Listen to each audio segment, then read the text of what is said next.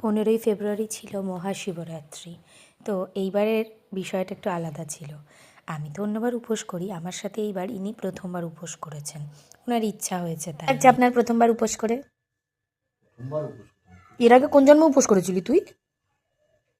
না, মোটেই করিসনি কোনোদিন না। কোন পুজো করেছিলি রে? সরস্বতী পুজো ওটা হাফ বেলা, লোকে খেয়ে নেয়। সরস্বতী পুজো, অষ্টমী, এগুলো দুধে ভাতে, এগুলো উপোসের মধ্যে পড়ে না। কোনোদিন তুই উপোস করিসনি। ওটা তো তুই সাময়িক। শনিবার না খেয়েছিলি কেন? পরে তো খেলি রে বাবা। উফ, আজকে তো জুটবে না। না, সাবু জুটবে তোর কপালে। ও নুন খাওয়া যায় না। বউয়ের পাল্লায় পরে সৌরভ উপোস করতে শিখে গেছে। প্রথম যখন একে চিনেছিলাম, এ কোনো দিন উপোস তো দূরের কথা, মন্দিরে গেলে পুজোটাও দিতে চাইতো না ঠিকঠাক, কারণ ও একটুখানি নাস্তিক টাইপের। সেই লোকটা 3 বছরে নিজে থেকে বলছে আমি উপোস করব, পুজো করব, এবং প্রত্যেক সোমবার শিবের মাথায় জলটাও কিন্তু ও বাড়িতে ঢালে।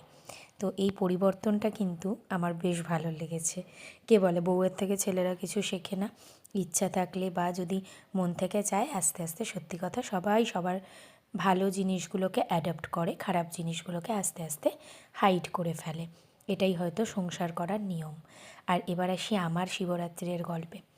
আমি প্রথম শিবরাত্রি করেছিলাম যখন আমার 5-6 বছর বয়স হয়তো। মা বলেছিল, যখন জিজ্ঞেস করি শিবরাত্রি করে তুমি কি খাবে, মা বলেছিল দই, ফল। দইয়ের প্রতি আমার খুব ইন্টারেস্ট ছিল, তো সেই আনন্দে আমি প্রথম শিবরাত্রি করি।